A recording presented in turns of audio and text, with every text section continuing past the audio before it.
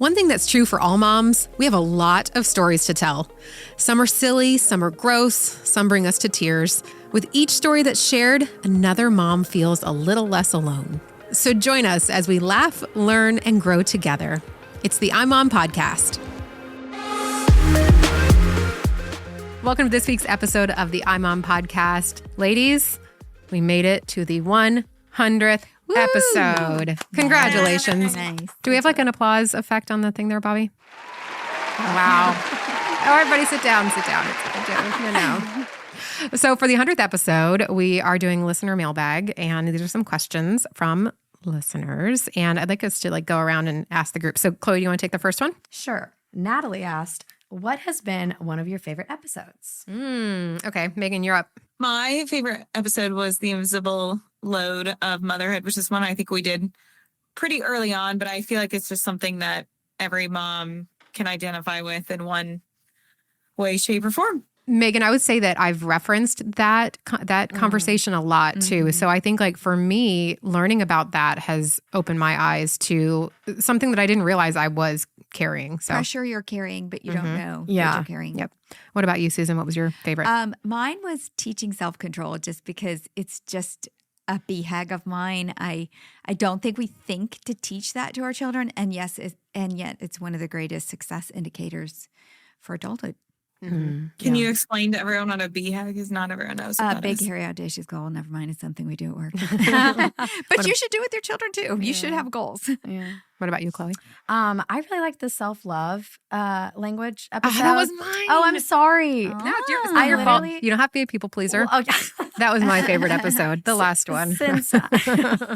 Since recording that, because I didn't have James yet, but when we recorded that, and since I feel like my self-love language has changed. And I actually texted Megan a couple weeks ago. I was like, oh my gosh, remember when you said one of your love languages is getting ready, without the kids around? Like, that's my new love language. I love getting ready, and knowing Trent has James, I can just get ready. Yeah.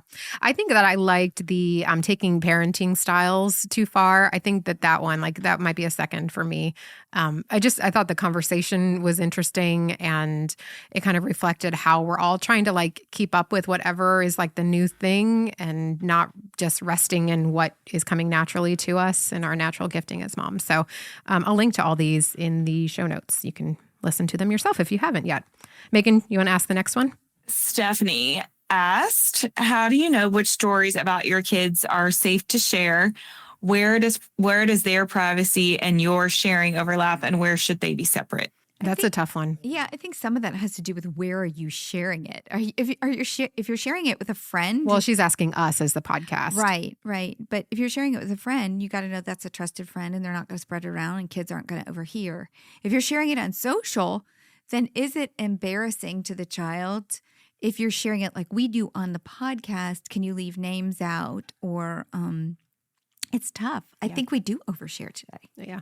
I kind of gauge, because I did radio before this, and my kids were both under 10 when I was doing radio. It was a lot easier to share those stories because they're kind of cutesy and everything. But now that they're 10 and 12, we're getting to the point where they really are going to start feeling self-conscious if a friend comes to them and my mom listened to your mom's thing. And even if it's something good, I think they're not going to want to be talked about. So I think that as long, for me, my mental gauge is as long as I am honoring them as an individual and as a child of God, I can feel okay about what I'm sharing, and talking to them and saying, well, this is what I do for my job, and I'm writing about you as well. So you tell me what you're comfortable with and what you're not comfortable with, and know that by me sharing these stories and doing this research and whatever, I'm trying to help other people too. So, and thanking them, I think, also for letting me share their lives with people.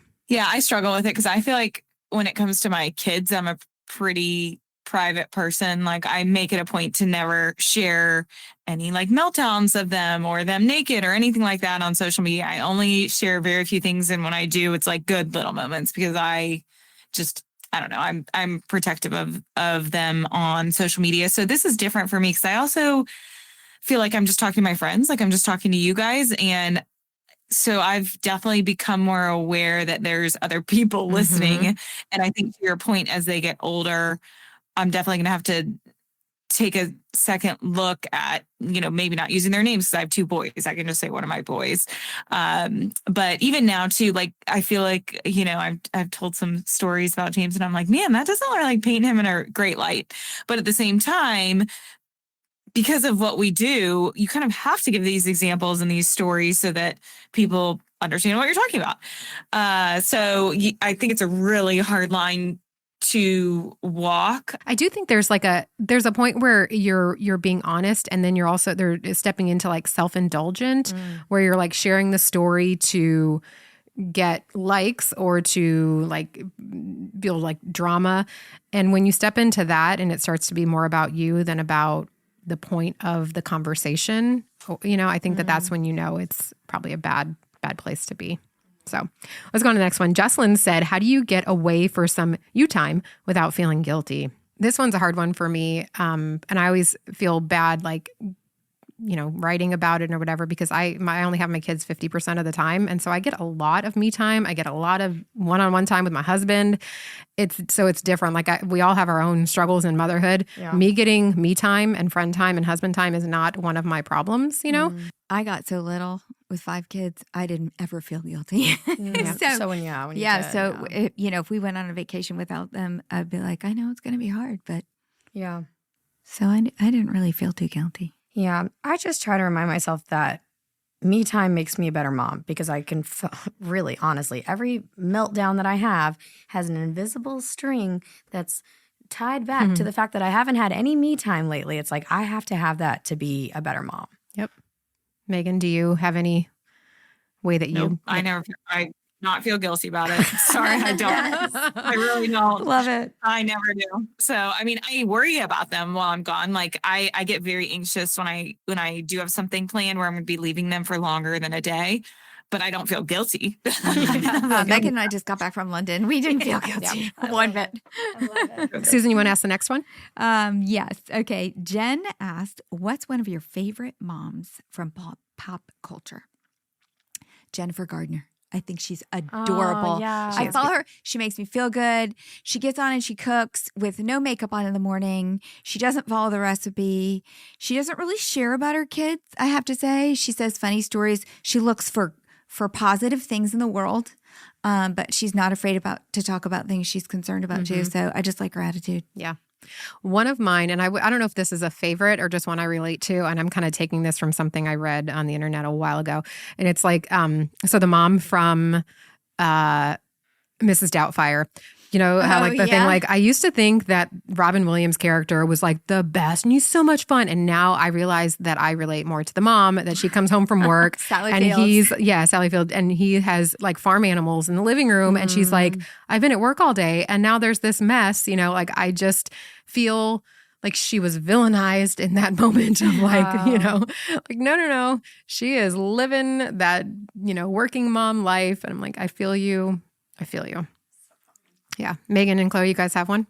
I love following Hilary Duff. So I grew up with her as Lizzie McGuire, and I loved watching her become a mom because she's got 4 kids, 1 on the way or something like that. She's very real, but she's really funny and positive about motherhood. Nice. I'm the worst. I don't really I can't think of one, or I don't have one, but I do love Blake Lively and Ryan Reynolds. They like joke about being parents and their kids all the time, and they're very real about it. And I just think it's so funny because they have a bunch of kids now. So I do think they are just super funny about it, which I love. Yeah. Arlene asked, what marriage or parenting struggle really challenged you early on that you can look back on now and laugh about? The first one that came to my mind, and I actually asked my husband this question too, and he said the same thing, was the first 2 days after. I love the idea of you looking back and laughing. And this was like, how far did you 5 look days back? ago? 4 months ago. Yeah. Exactly. Okay. The first 2 days we were in the hospital, we're like, how do we hold him? We did not, both of us had never been around a baby that small before. Wow. So when we were when I was feeding him and stuff, I was terrified to hold him. So now it's so different. I'm like, I remember stressing so much about the bedwetting because one of my 2 really struggled with it more. Okay. And we did like the mats in the bed. We did a thing that you like clipped in his underwear that played this like song. As soon as he would start to pee, it does this song. And the poor little thing, he would like start to like sing it randomly. Like Talk about sleep regression. right? It became like, and he wasn't that young. I'm He with was you. probably like 6 or 7. And we all kind of like would sing this like da da da da da or whatever it was, you know? And it was so loud. Like it woke up the entire house. The poor thing probably, I can't imagine what psycho stuff this is doing to him. But anyway, he doesn't pee in the bed anymore. But I thought we were going to be wetting the bed forever, ever. And I know some people do struggle with it later into like teen years, but I just want to take Abby from however many 7 years ago and just be like, it's going to be okay. Yeah. There's a lot of laundry right now, but it's going to be okay. This changed a lot with my second versus my first. So with my first, the amount of things that I researched to the nth degree was insane. Like I remember I was researching cotton in diapers. I was researching different kinds of formula. I was researching the natural rubbers of pacifiers. Like I was going down a really dark rabbit hole of different things that I was researching to make sure that I was like giving my baby the best kind. And now I'm like, Costco has the best diapers. Like Costco diapers it is. Yeah. I mean, they just are. They're the most absorbent. I don't care what kind of cotton's in them. Like they're cheapest. They're super absorbent. And I did like, there's just so many things with my second that I was like, I don't really care. But my first, I felt like if I gave him the wrong type of rubber and a pacifier, that it was going to like get cancer or something. I don't know. Yeah. Susan? Oh gosh. Okay. So this, I don't know if you'd say I need this you is to a say struggle. something that you laugh about when your kids were my kids' age, like 10 and 12. Oh. Give me that, please. Because I want to laugh now. I don't want to have to wait. I want to feel the relief now. Or is everything serious at this stage? No. I do think I worried too much about their friends. You know, like the mean girl stuff or the what kind of guy is this going to be when he turns 15? And I'm really, should they be hanging out and da-da-da-da? And I should have not worried. I just should have nipped it in the bud. Like, so, but again, the pleaser in me was, oh, I'm friends with their parents. And oh, no, these are kids that they should be with. No, you got to take more control, I think. That wasn't what I was going to share, though. What I was going to share is a marriage struggle. Oh, yeah. So Mark is a neat freak. And when I married him, I kid you not, in his closets, every hanger was 1 inch apart. Have you watched the Beckham Oh, yeah. documentary? No, but I should. I've heard it's great. It is good. And it was so like perfect that I just decided I wasn't even going to keep my clothes in our bedroom. Like it was 3-bedroom house. So Oh. I took the smallest bedroom, kind of made it, we called it my boudoir. It's like all my clothes were in there and everything, and I could leave it a mess. And I just got changed in there. Of course, then we started having kids and we had to merge. And I He will found say, out about your. I will say, Yeah. when you look at how we both operate from that perspective and you see how far we've come and really how far he's come, because he really, you know, we kept adding kids and kids and kids in small South Tampa houses, you know, you don't have closets. And it used to really bother him when he came home and stuff was over. He totally has changed. He's Love a it. different person. Oh, That's so funny. and we're laughing about his hangers now. Yeah. No All right. hangers. Last question comes from Katie. She said, what are you looking forward to the most in 2024 regarding the podcast? I look forward to hopefully having some guests. I think that would be fun, you know, get some people with some in-depth perspectives on things. We definitely need experts on people pleasing and sleep regression. Right? Seriously. Right. I'm also looking forward to James the first, Megan's James, just becoming a little bit more of a little boy and less of a toddler. I don't know. I love that stage of like 4, 5, 6, 7. It's so fun. And they say the funniest things and do the funniest things. I cannot wait to see how he just gets you on your toes. Yeah, thanks, Abby. I am looking forward to that too. No, he kind of already has gotten to that stage where he just doesn't want help with anything anymore, and he can really do it. And he does say the funniest things right now, and it's just so cute because he's using these words correctly, but you're just like, wow, I didn't know you could say that and you could do that. One really funny quick anecdote. I can't remember if I told this before, but my husband took James to the restroom. They just stop at this gas station because they were going on this little father-son trip. They go in this public restroom in a gas station. It's pretty gross. Hampton was like, oh, don't touch anything. And James looks at Hampton and goes, Dada, smells like freedom in here.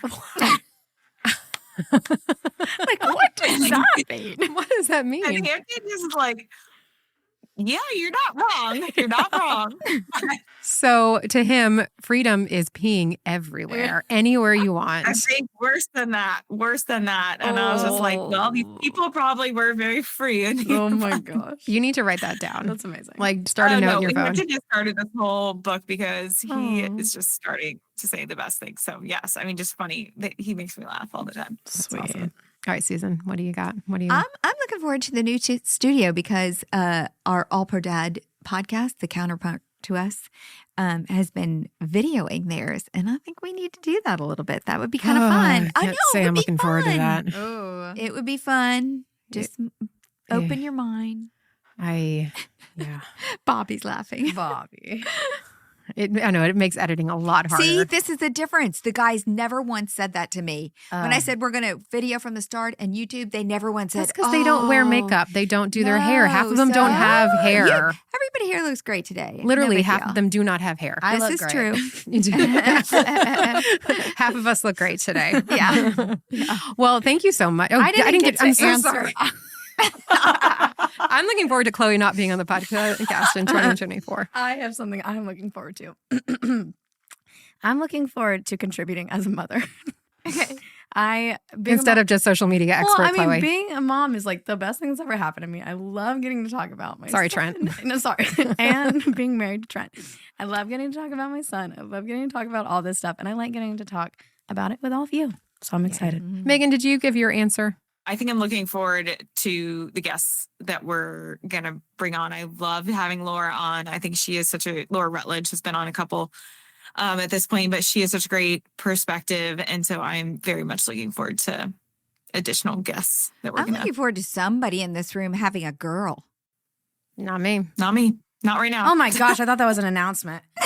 Oh my gosh, guys, my heart's Wait, is that an announcement? No. Oh my gosh. Okay, No, it's not. No. It's not. It's definitely No, not. it really isn't. I wouldn't have said it if it were an announcement. Yeah, definitely not. Bobby, like- producer Bobby is having a girl.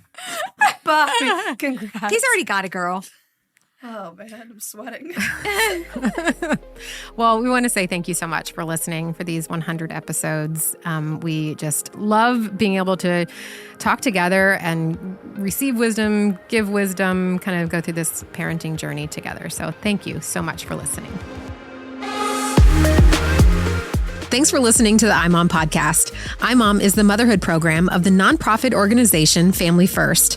Along with our fatherhood program, All Pro Dad, we exist to help you love your family well. Subscribe to our daily email, the iMOM Minute, by going to imom.com/subscribe and get tons of great ideas, insight, and inspiration. The iMOM podcast is hosted by me, Abby Watts, along with Susan Merrill, Megan Tigner, and Chloe Blumenthal.